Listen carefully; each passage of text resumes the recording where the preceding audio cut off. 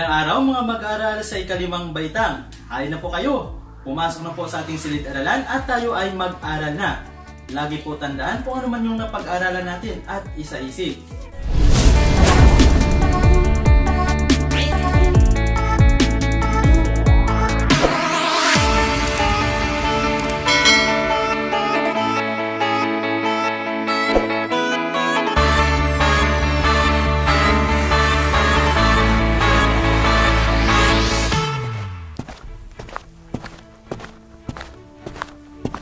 Magandang araw mga mag-aaral.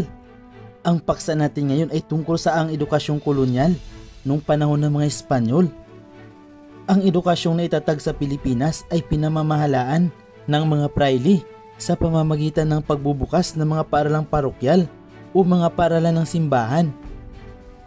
Ang mga pari ang unang mga naging guro ng mga katutubong kabataan sa mga paaralang parokyal. Ang pagtatag ng mga paaralan ay isang paraan upang maitanim sa isipan ng mga mag-aaral ang Kristyanismo. Ang mga aralin o paksang itinuturo ay nakasentro sa relihiyon.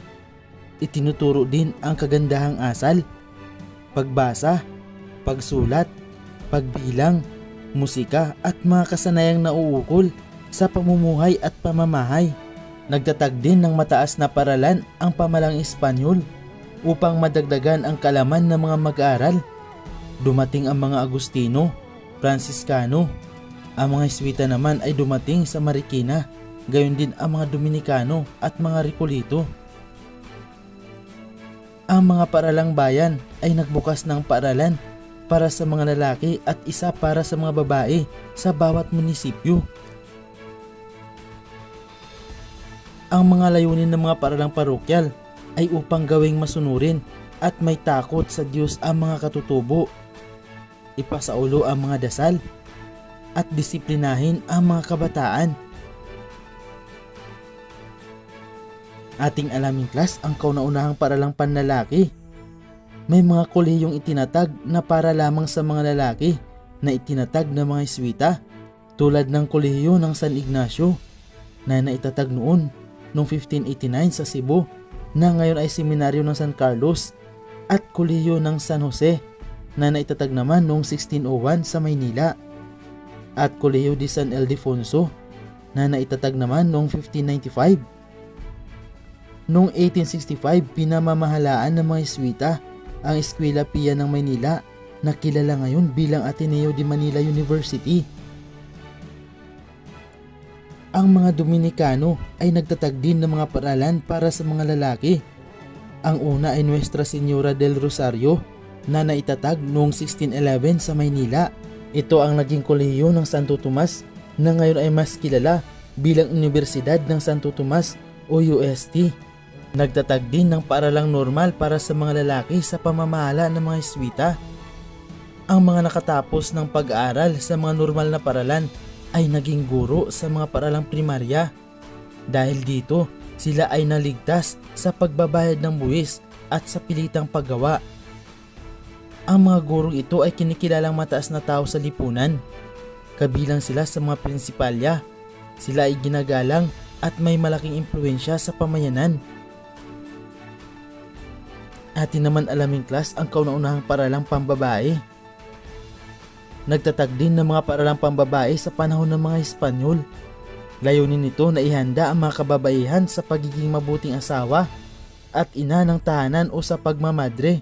Naitatag din ang mga beaterio para sa paghahanda sa mga babae sa pagmamadre.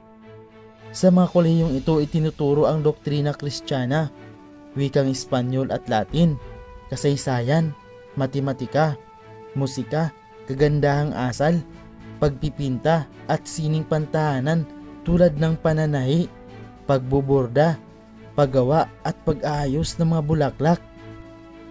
Ang ilang paaralan ay tulad ng Kolehiyo de Santa Potenciana na naitatag noong 1589.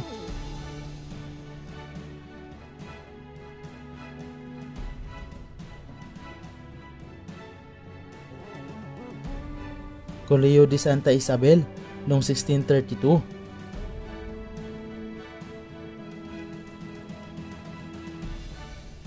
Kolehiyo de Santa Rosa noong 1750.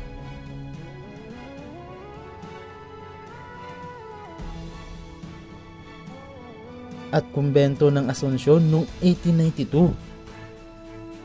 Maliban sa mga asignatura, tinuruan ang mga babae ng mga pagbuborda, pagagantselyo at pagluluto sa halip na pagsasaka.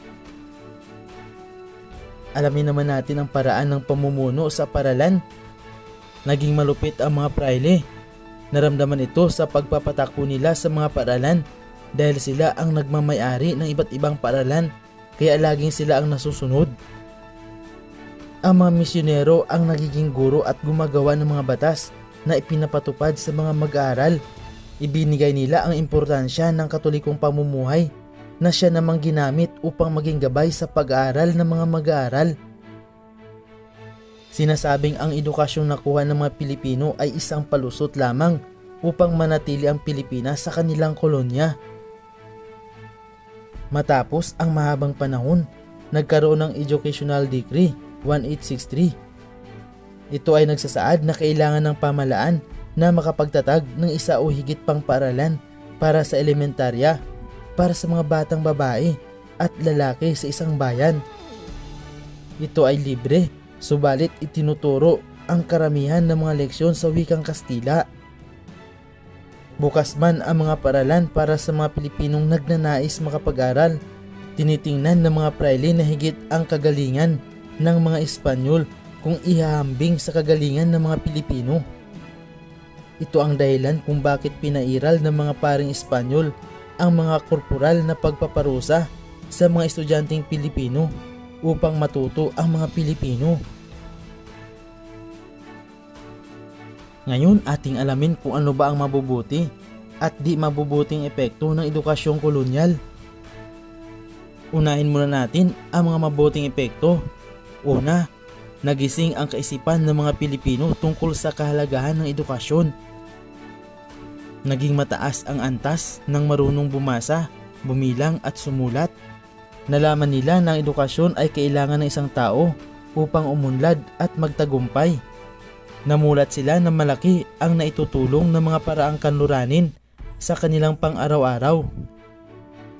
Natuto ang mga Pilipino na nakapag-aral, kaya higit na naging malawak ang kanilang kaalaman, kaisipan at pananaw.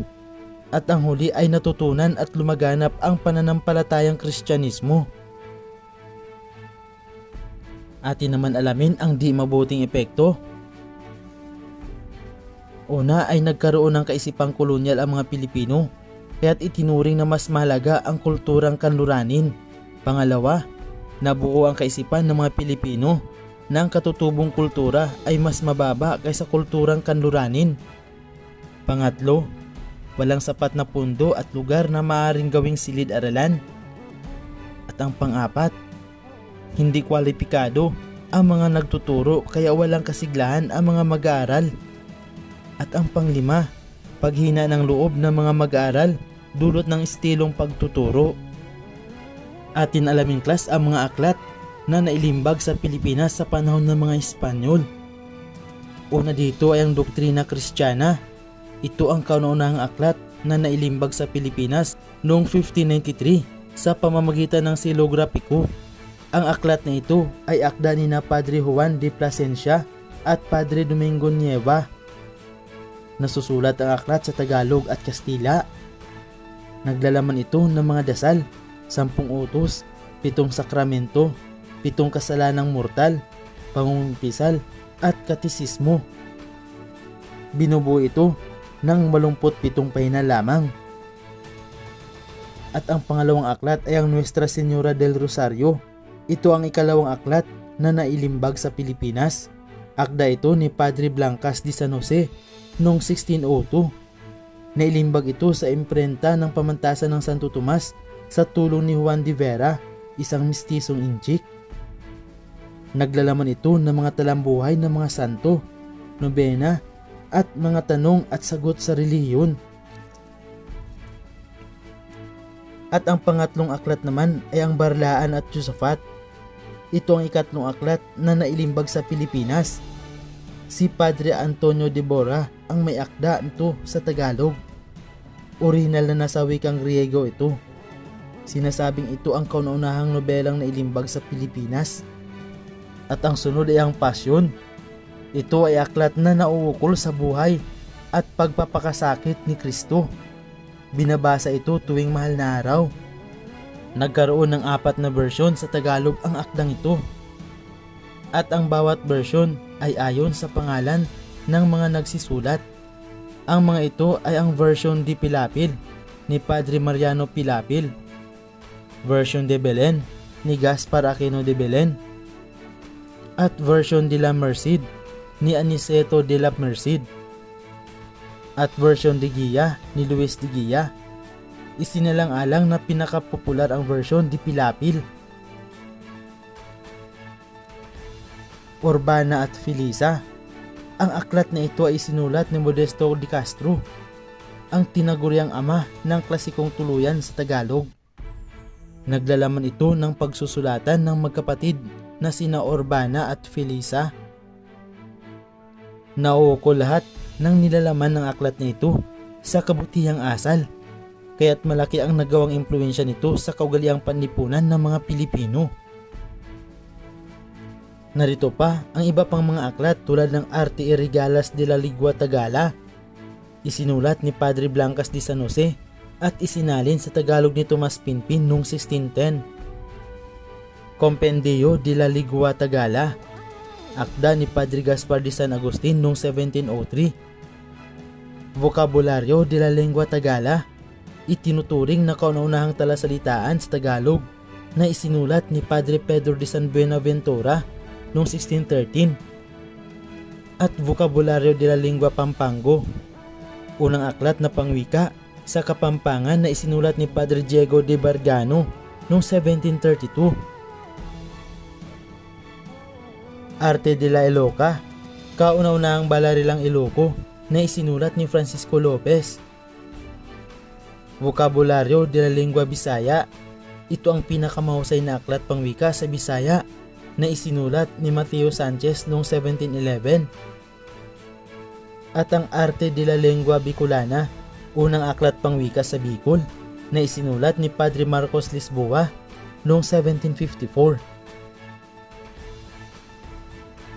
Huwag nating kalimutan ang ating napag-aralan.